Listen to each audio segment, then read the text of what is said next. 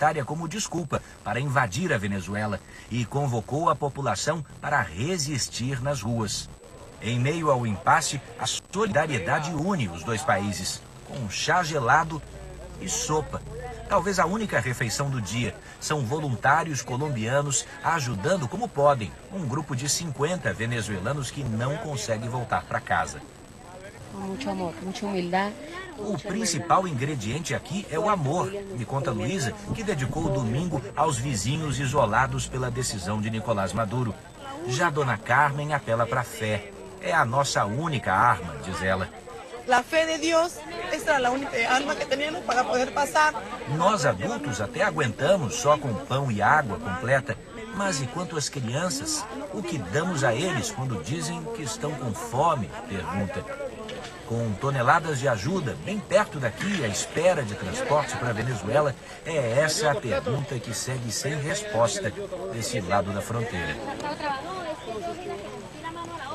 Agora vamos ao vivo à fronteira da Venezuela com a Colômbia, onde está o Eduardo Ribeiro.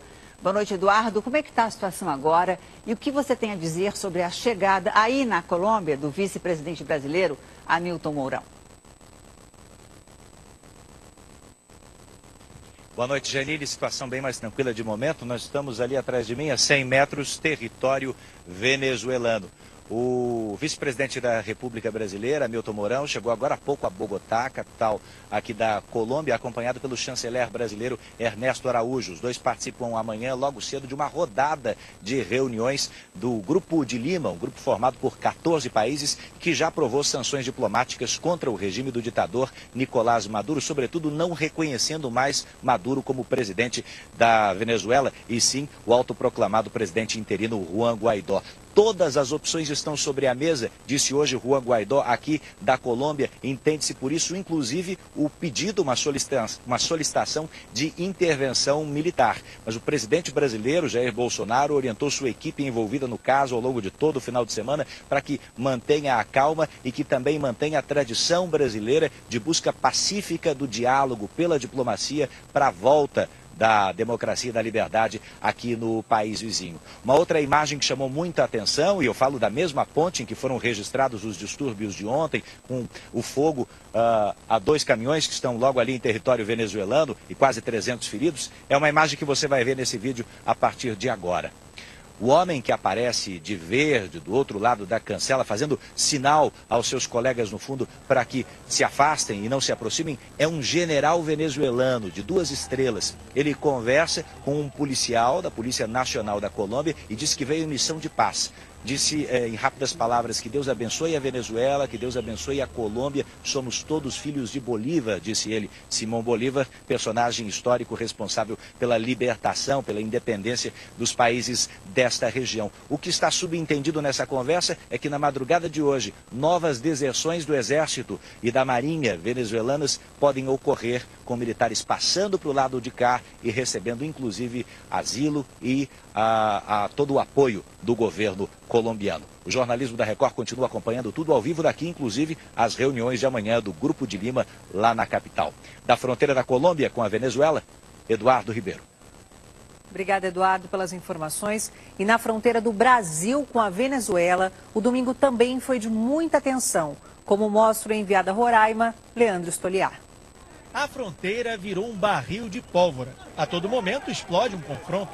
Militares do exército venezuelano e da Guarda Nacional Bolivariana avançaram em direção ao Brasil para proteger um posto de observação perto da aduana.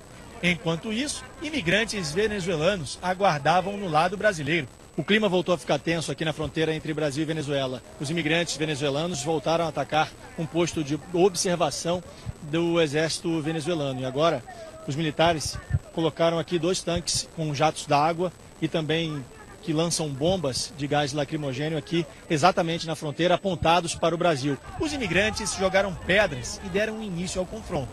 Os imigrantes venezuelanos voltaram agora a jogar pedras na direção dos caminhões e do grupo do exército venezuelano, que continua ali de prontidão, montando uma barreira para impedir a passagem desses imigrantes até a aduana venezuelana. Os militares estão tirando agora os imigrantes venezuelanos dessa zona neutra entre o Brasil e a Venezuela. Esta venezuelana foi atingida por uma bomba de efeito moral. Me pegaram uma bomba lacrimógena aqui. O conflito só terminou com a chegada de homens da Força Nacional de Segurança e da Polícia Federal. Em Santa Helena de Uairém, do lado venezuelano, um novo confronto deixou mais 3 feridos. As vítimas foram trazidas para receber atendimento no Brasil. Apenas ambulâncias têm autorização de passar. Após o conflito na fronteira, 3 homens da Guarda Nacional Bolivariana desertaram e pediram refúgio. Nestas imagens, feitas ontem, o sargento César aparece tentando conversar com imigrantes na fronteira. Ele é um dos guardas que abandonaram o trabalho hoje. Já não podemos aceitar mais isso da ditadura de Nicolás Maduro. Carlos Eduardo também desertou da guarda e fugiu para o Brasil.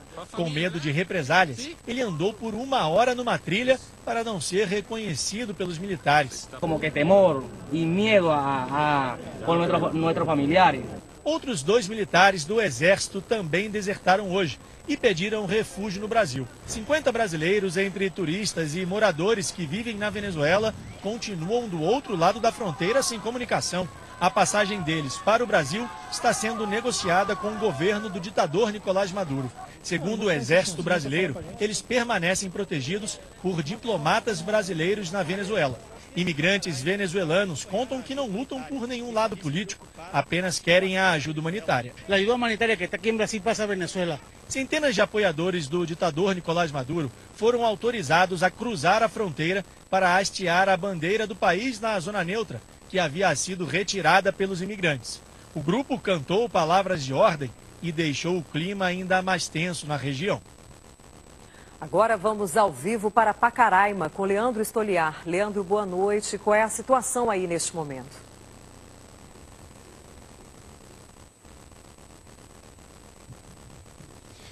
Oi, boa noite. A situação aqui é bem mais tranquila agora, porque a Força Nacional de Segurança faz uma barreira na frente da aduana brasileira para evitar novos confrontos. Os apoiadores do ditador Nicolás Maduro, que chegaram aqui no fim da tarde, montaram um acampamento na frente da aduana venezuelana. E nesse momento fazem uma festa para comemorar o fato da ajuda humanitária não ter atravessado a fronteira para a Venezuela. E, enquanto isso, os imigrantes aqui no Brasil que passam fome e que têm família na Venezuela também passando fome, continuam aguardando por esses mantimentos. O governo de Roraima decretou estado de calamidade pública na saúde hoje. Isso acontece porque o número de venezuelanos feridos que chegam aqui para serem atendidos nos hospitais, tanto de Pacaraima quanto de Boa Vista, aumentou. Isso acontece porque os confrontos em Santa Helena de Uairém, lá do outro lado, na Venezuela, se intensificaram.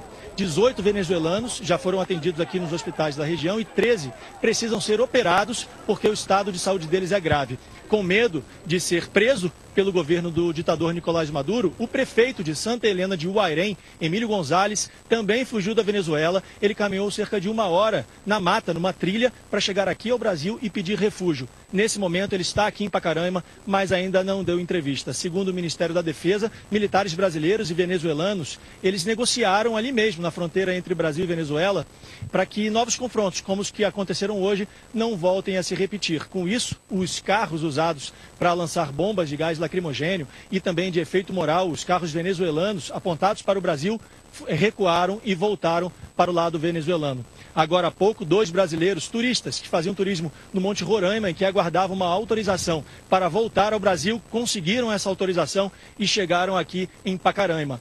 Um grupo de brasileiros continua do lado de lá, aguardando essa autorização. Entre essas pessoas, tem 15 caminhoneiros que continuam lá impedidos de passar para o Brasil, de regressar ao Brasil, porque os veículos continuam proibidos de atravessar a fronteira. O estado de saúde desses caminhoneiros ainda não foi divulgado. Voltamos ao estúdio do Domingo Espetacular. Obrigada, Leandro. Bom trabalho para você. A gente vai agora até Brasília, ao vivo também, com o repórter Yuri Ascar. Boa noite, Yuri. O governo brasileiro acaba de divulgar um comunicado sobre a crise com a Venezuela. O que diz esse comunicado?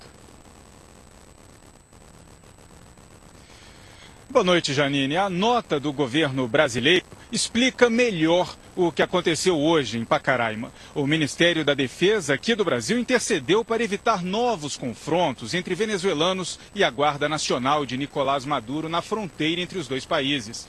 Mais tarde, militares do Brasil e da Venezuela negociaram e ficou decidido que a permanência de aparato militar na região da fronteira era inconveniente.